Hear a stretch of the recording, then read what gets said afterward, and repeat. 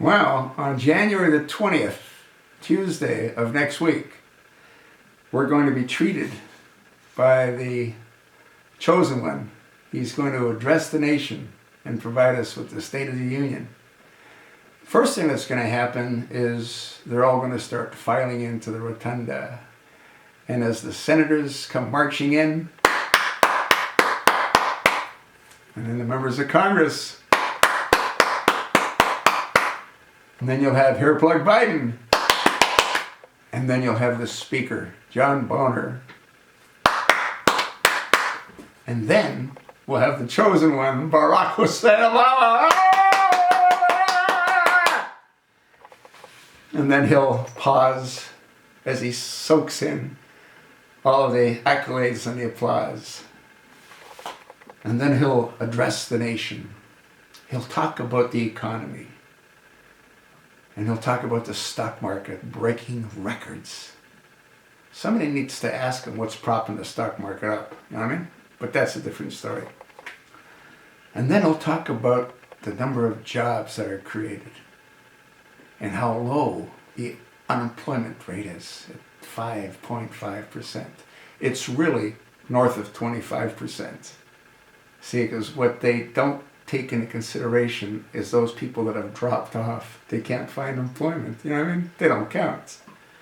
If they don't count, what are they? Huh? And he'll say that they've created more jobs than any other administration.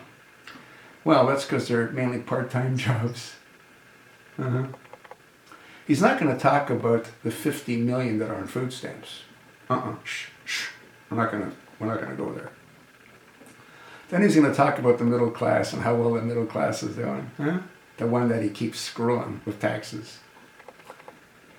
And then he's going to talk about Obamacare and how many millions are signing up. Well, the reason they're signing up is because the employee mandates kicked in for companies with less than 50 employees. Now, what he's waiting for is when there's, I don't know what the number is. It might be 50 million. It might be 75 million. He's got a number. And when that number is reached through the employer mandate, especially next year when employees of 100 or more have to join, then he's going to come out and say, you know what, we did everything we could to make it work. We spent billions of dollars. It doesn't work. I can't allow those people not to have insurance. As President of the United States, I have to provide health care for them. The only solution, single payer. That's what it's been all along. And then he's going to spend some time talking about the 2-year community college again.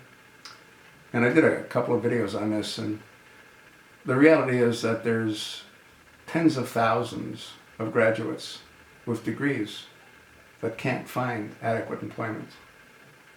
So they're working at Burger King or at McDonald's or Kentucky Fried Chicken.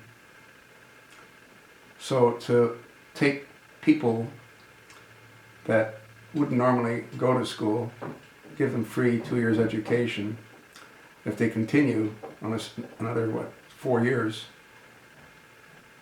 then what are they going to do? They won't find jobs either. And it's been proven that the majority of people that go to community college, about 15% complete it. The rest drop out.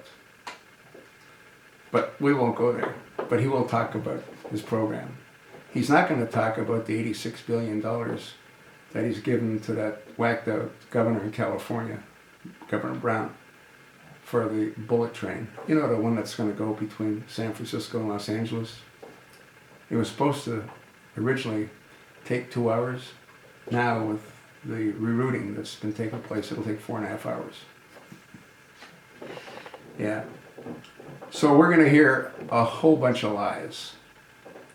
None of it's going to be substantiated.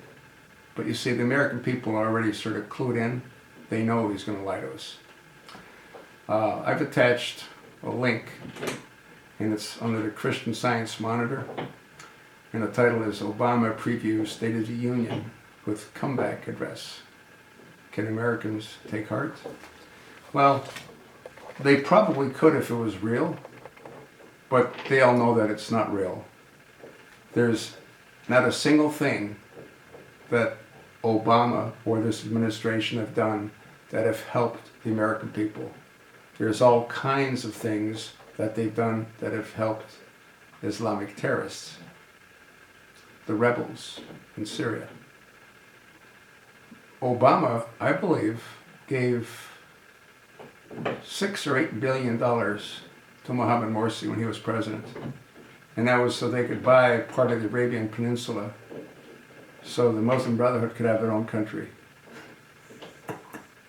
That's a different story. I'm sort of getting off the topic here. I don't understand why the radio and the TV stations are giving this clown airtime. I guess they don't have any choice. But all he's going to do is lie to us. I will listen to it, although I don't want to. I will listen to it only so I can talk about it. But once again, I think I've pretty much hit all the high notes. The economy, jobs, Obamacare, the middle class, free education. He's not going to spend a whole lot of time talking about the Islamic extremists because he can't even put those two words together. He's going to tell us how safe we are because he's got General Dempsey leading our military. Doesn't that give you a real high level of comfort? He's not going to talk about Bowie Bergdahl, and he's not going to talk about releasing all the prisoners from Guantanamo. He might talk about Guantanamo saying that it's time to close it because it's costing us hundreds of millions of dollars and there's not that many insurgents left. We'll see. But like I said, it'll be nothing but lies upon lies. And I'm sure I'll make a video after I listen to The Chosen One lie to the American people, as he always has, as he always will. He can't help himself. He doesn't know what the truth is. That's sort of what I think. Read the article. Let me know what you think.